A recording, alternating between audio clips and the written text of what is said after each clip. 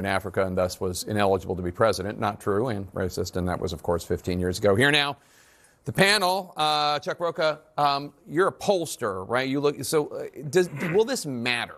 You know what I'm saying? Like, he's been doing outrageous, offensive things for a long time. There's a couple things here. One is there's no doubt in Donald, and I'm one of the few Democrats that will admit this, that Donald Trump did make gains with African Americans in the last election. He had big gains with Latinos. And will this one thing swing all the Latinos and all the black folks back? No.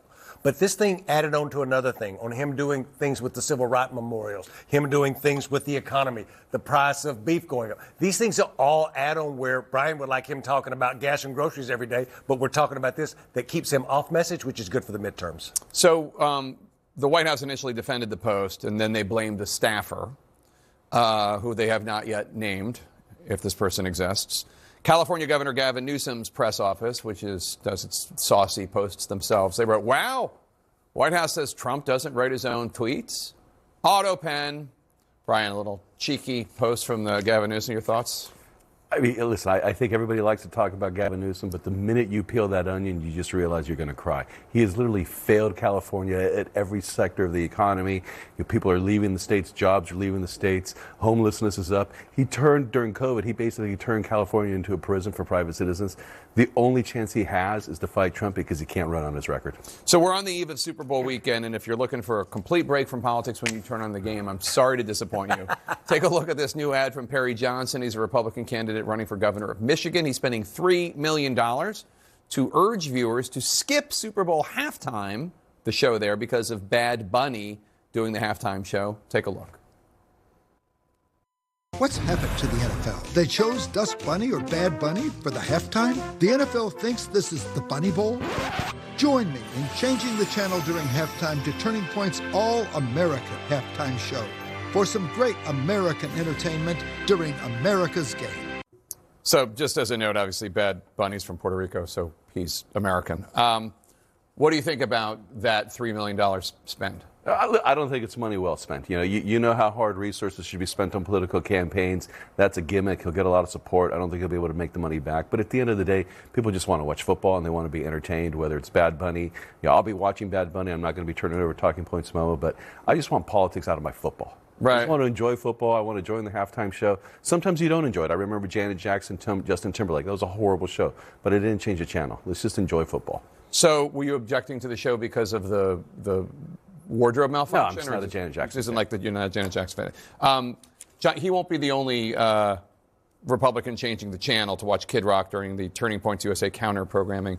Here's what White House Press Secretary Caroline Leavitt said about who President Trump's going to be watching during halftime. I think the president would much prefer a Kid Rock performance over Bad Bunny.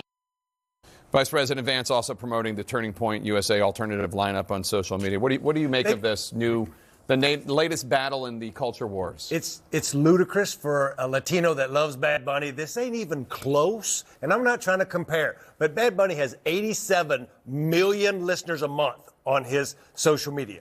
Kid Rock has 5.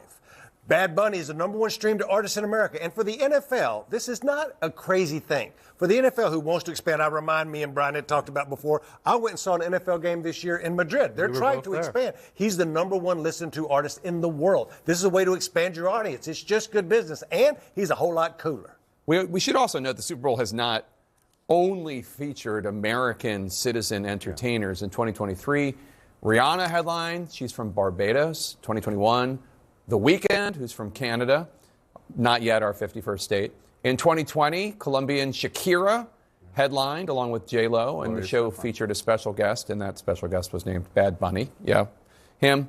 2016 and 2010, Coldplay, The Who, they both are from the UK.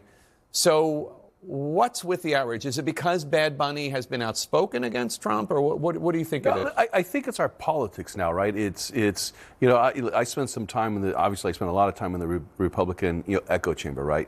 There's now conservative banks. You can't trust J.P. Morgan, you can't trust Chase. Trust this conservative bank. There's now insurance companies because you can't trust. So you almost have a balkanization of our politics that's bleeding into our economic and our economic choices, and that's what you see. I think we're in an era where red has to be these products, blue has to be these products, and now it's bleeding into our music. This is a losing argument all the way around, not about Brian, not about the Republicans, but about culture. Yeah. There's one thing in America is that Latinos, whether it's Brian, whether it's me, whether it's Bad Bunny, Latinos have become a big part of the fabric of this country, and Bad Bunny is just one example from Puerto Rico of what we're seeing all across the country. Your favorite Mexican restaurant, your favorite dance moves, all of these things make us beautiful, all of these things. Yeah.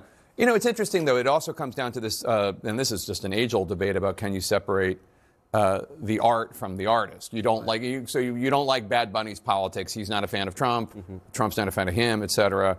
Does it matter? And I understand why people feel that way. And my personal view is if an actor or a performer is so outspoken, I can't think of anything other than that when I'm listening or watching, sure, I get it. But, like, I don't think that describes Bad Bunny. His music's not political. No, listen. Like I said, I think it's just the era of politics that we're in. You know, first of all, we have this immigration stuff that's going on, but we really do have a separation of economies. You have a red economy, you have a blue economy, and this is just another example. Hollywood and the entertainment industry has always been blue, so we're not surprised by this. But now Republicans are finding alternatives. Kid Rock's the alternative.